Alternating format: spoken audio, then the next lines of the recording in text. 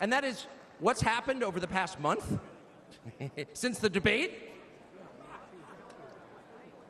and particularly on Saturday in Butler. I think a lot of people are wondering, what is this? This doesn't look like politics. Something bigger is going on here. I think even people who don't believe in God are beginning to think, well, maybe there's something to this, actually. And I'm starting to think it's going to be okay, actually. I do think that. In the day after the midterm elections in 2018, the Antifa came to my house. The Democratic Party's militia, okay? I was at work. It was obvious when I was at work because it was public. My wife was home alone. They tried to come in through the front door. They terrorized her. She hid in our pantry. It was on television. It was horrible, actually. It was, I mean, I'm not whining about it. I wasn't getting shot in the face, but it wrecked our day. And the next morning, we're lying in bed, and the phone rings for my wife, and it's Donald Trump, who's not like a regular text buddy of Donald Trump's. She picks it up, hello? Susie, it's Donald Trump. And it's coming through, I could hear it. You know, I'm lying in bed, whoa. And the first thing he says is, I'm gonna stand guard outside your house. And she goes, oh, it's so nice. And he says, I'll never forget this as long as I live. He says, you know, there's a lot of hate out there. And she said, you know, there is, Mr. President. And then he says, but there's a lot of love. There's a lot of love. And we are seeing that love. I don't think it's human love. And I'll just stop with this. I'm not always convinced that I'm on the right side. I've been on the wrong side many times. You'll never hear me say, I'm on God's side, or God's with me, or even I'm with God. I want to be, not sure I am. But I will say this unequivocally and conclusively. God is among us right now. And I think that's enough. God bless you. Ladies, I wanted to share that clip from Tucker at the RNC because it stood out to me for several reasons. And one of them is that he touches on the fact that it's clear to people, even non-believers, that God is in this moment. And of course, as Christians, we know God is in every moment. He wins. He's already won.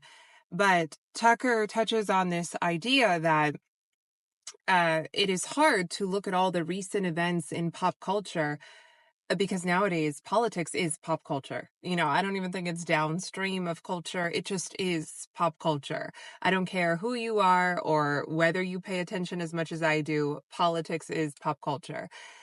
And it's hard to look at all the recent events in pop culture in the world, in our country. It's hard to live through all those recent events and not feel the hand of God in this moment, not feel the significance, the severity of this moment, the weight of this moment, even if you're a non-believer. And that sort of reminds me of my own journey to God, which I'll get to in a moment.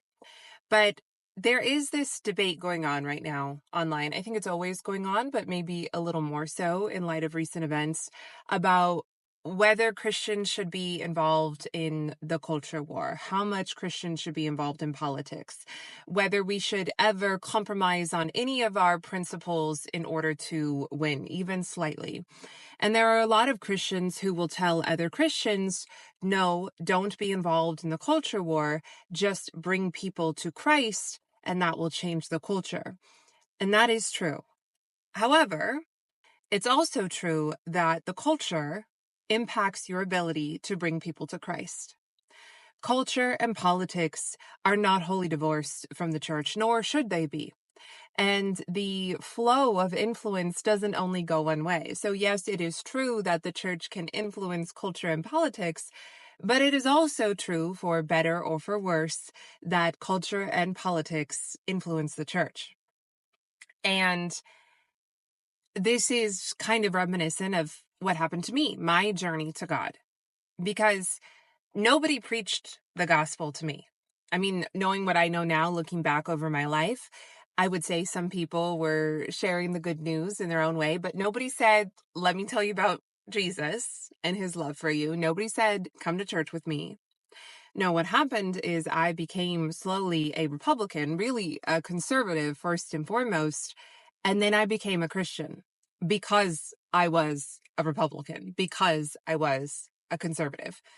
So it kind of happened in reverse from maybe what you would think. It was politics, it was culture.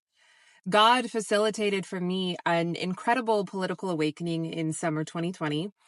And that preceded me coming back to him. And he used that to bring me back to him. So I am here to tell any Christians who think we shouldn't be involved in politics, we shouldn't be involved in the culture war, that you are absolutely wrong. I understand you don't want to be involved in political mudslinging. Okay, fair enough. God probably doesn't want you to be either. But we 100% should be actively engaged in politics, which is really just the governing of a body of people, and in the culture war. It is one way. It is not the only way, but it is one way to win souls for Christ. It is how I was won. And of course, the reverse is also true. By winning souls for Christ, you necessarily, automatically, naturally change the culture and politics. That's, of course, true. All I'm saying is don't discount the reverse. The reverse is also very much true. And ultimately, in the end, our aim is one and the same, to win souls for Christ.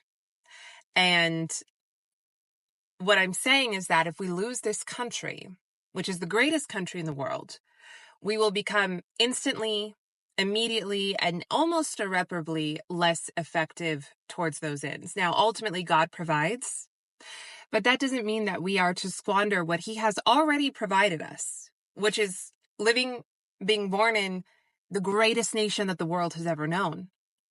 And ultimately, as I already said, he wins, he's already won. But again, that doesn't mean that we sit back, wash our hands of everything, and then just wait for our reward in the next life. No. We are here to be actively engaged in our communities, actively engaged in our country, actively engaged in our world, bringing the church into politics, into culture. So 100% you as a Christian should be involved in politics, and you should be involved in the culture war. It is an effective way to win souls for Christ. It is how I was won. Again, we are incredibly blessed to live in a nation that is founded on Christian ideals, that is friendly to Christian ideals. And if we lose that, we again lose a very effective means of bringing people to Christ. God provides. I'm not saying he doesn't. I'm not saying he doesn't win. I'm not saying it's all lost.